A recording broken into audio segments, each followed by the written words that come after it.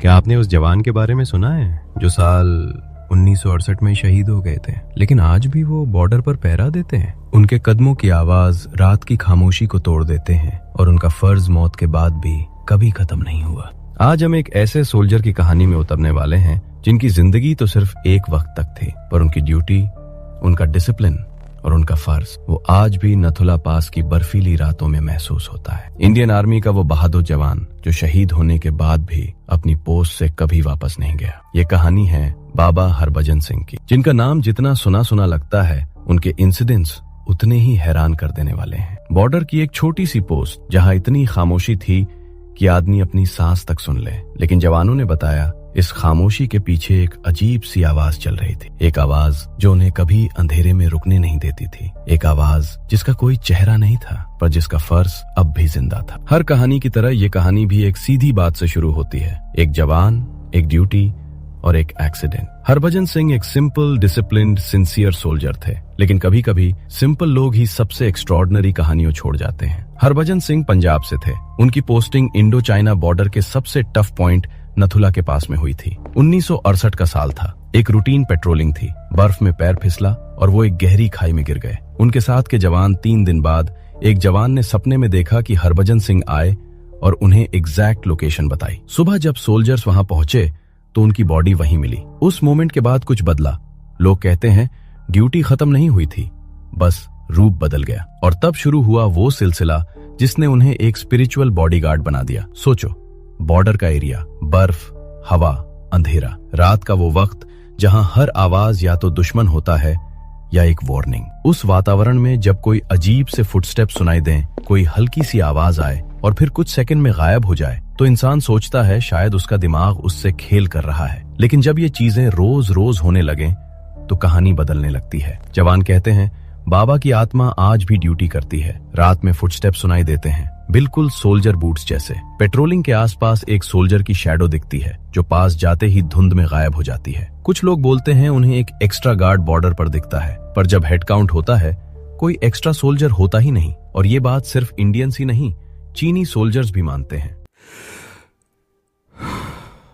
पहला incident simple था। रात के बीच एक पोस्ट पर सेंसर में एक मूवमेंट डिटेक्ट हुआ। पेट्रोल निकली, जवान गए, सब जगह सर्च हुआ, पर वहां कोई नहीं मिला। लेकिन जवान वापस आए तो उन्होंने एक बात बोली जो सबको हिला गई। किसी ने हमें बुलाया। एक ऐसी आवाज जिसे किसी ने क्लियरली सुना, पर जिसका सोर्स कोई नहीं था। ऐसी 1-2 चीजें हो जाएं तो लोग इग्नोर कर देते हैं, लेकिन जब पैटर्न रिपीट होने लगे, जब एक ही टाइप की कॉलिंग, एक ही टाइप की मूवमेंट, एक ही टाइप की डायरेक्शन बार बार सामने आए, तो क्यूरियोसिटी बढ़ने लगती है। जवान कहने लगे कोई हमें गाइड कर रहा है, कोई हमें प्रोटेक्ट कर रहा है। और फिर धीरे धीरे वो नाम सामने आया, बाबा हरभजन सिंह। बॉर्डर पर पेट्रोल करते सोल्जर्स कई बार बताते हैं कि अगर जवान ड्यूटी पर कंफ्यूज हो जाए तो उन्हें कोई आकर डायरेक्शन देता था। उन्हें किसी अनजाने फोर्स ने डेंजर से पहले वार्न किया। कोई स्नो स्टॉर्म आने वाला हो, लैंडस्लाइड होने वाली हो, बाबा उन्हें पहले से अलर्ट कर देते हैं। कई जवान क्लेम करते हैं कि उनकी जान बचाने वाला कोई नहीं था, बस बाबा का सिग्नल था।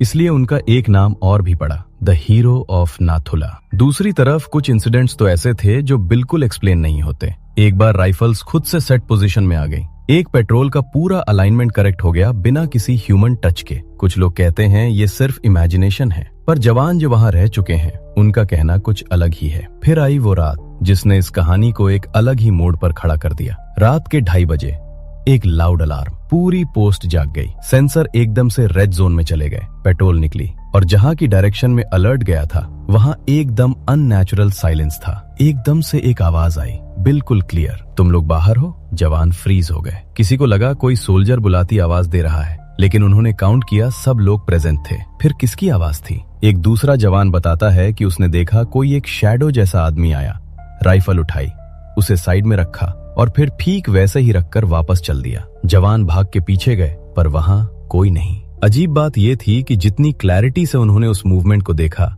उतनी ही क्लैरिटी से वो पूरी चीज 1 सेकंड में गायब हो गई। शुरू में तो आर्मी ने इसे मानने से इनकार कर दिया, मगर चाइना से हुई मीटिंग के बाद सब बदल गया। जहां चीन के सोल्जर्स ने ऑफिशियल फ्लैग मीटिंग में मेंशन किया कि आपका एक्स्ट्रा गार्ड हमारे पास क्यों आता है, इंडियन साइड शॉक्ड हुई, क्योंकि उनके गार्ड की फिगर का डिस्क्रिप्शन बिल्कुल बाबा जैसा था।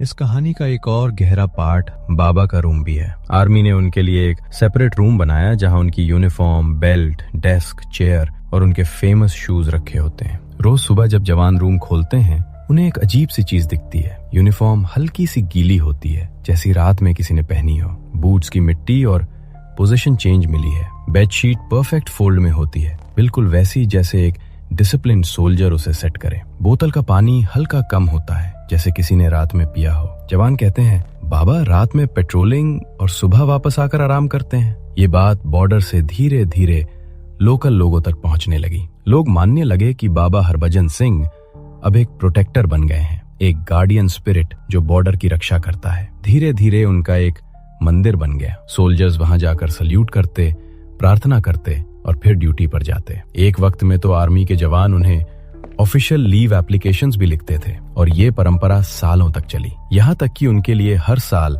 एक ट्रेन बर्थ रिजर्व होती थी। उनका suitcase, uniform proper military honour के साथ उनके घर भेजे जाते थे, जैसे वो खुद ट्रैवल कर रहे हों। इंडियन आर्मी बाबा के नाम से पोस्टिंग ऑर्डर्स भी रजिस्टर में मेंटेन करती थी। सोचो, एक आत्मा जिसके लिए मिलिट्री सिस्टम में भी जगह रिजर्व्ड है। ये सिर्फ ट्रेडिशन नहीं, एक रिस्पेक्ट है, एक बिलीफ है, एक लेगेसी है। अब सवाल ये है, क्या ये सब सच था?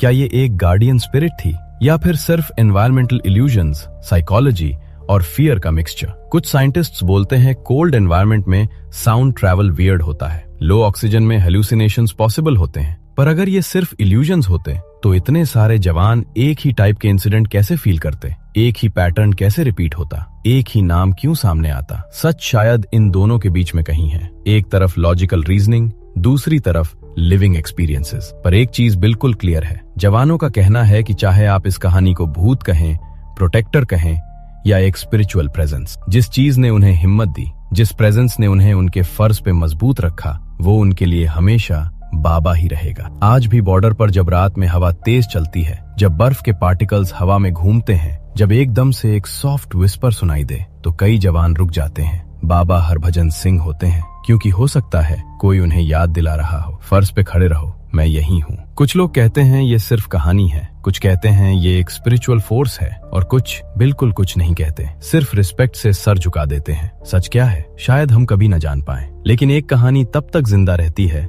जब तक उसे महसूस किया जाता है, और बाबा हरभजन सिंह की कहानी आज भी जिंदा है। तुम्हारे हिसाब से ये मिरेकल था या कुछ और? अपने ओपिनियन नीचे कमेंट में जरूर बताइए, और अगली वीडियो हम किस टॉपिक पर बनाएं ये भी जरूर शेयर करें। हम मिलेंगे अगली कहानी में एक नए राज के साथ। तब तक सेफ रहो और सोचना मत बंद करो।